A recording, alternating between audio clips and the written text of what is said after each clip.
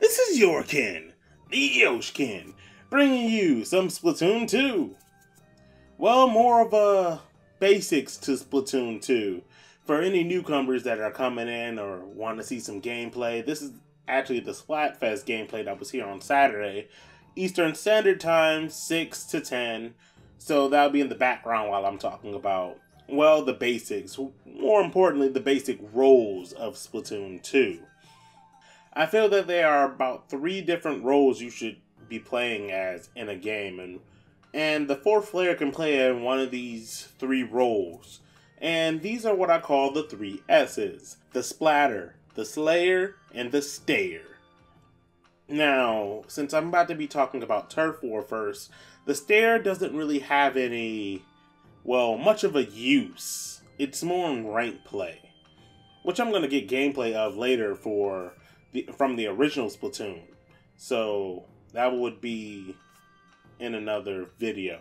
But what a splatter does is they make sure that most of the turf is your color. You want the most map control in Splatoon. That is the biggest advantage you can get. It's the single most important thing about the game.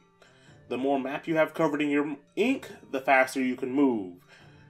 The easier things become, the harder it is for the opposing team. And that is very important because the other S, which is the Slayer, their job is now easier. They can wipe out the team. And you're saying, well, if they're splatting around the area, why should I be wiping out the team? What benefit does that give us?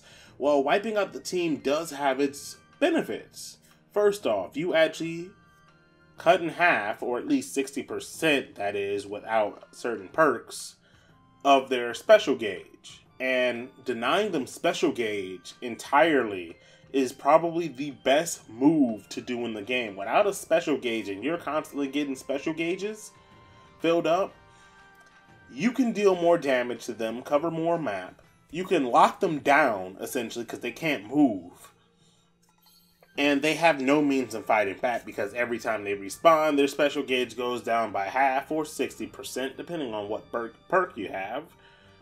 And that's pretty much it. Stayers are really useful in ranked play, where there's an objective like Splat Zones or the Tower Defend, where you want to stay on the tower or stay in a certain area and keep that area secure, where the other team won't get a piece of the pie, so it's to a certain extent.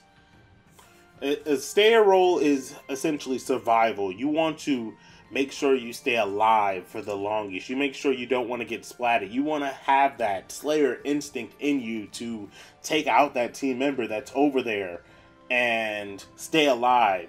Take on a 2v1 situation, maybe even a 3v1 situation. 4v1 is likely, but I wouldn't really recommend it because that's the entire team. But if you could take them out, that pretty much is a team wipe. And team wipes in this game can be very important.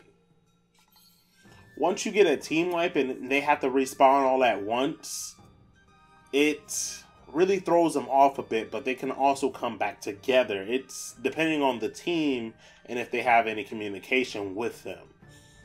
Well, there goes the basics of Splatoon and how you should be doing turf wars or some ranked play matches.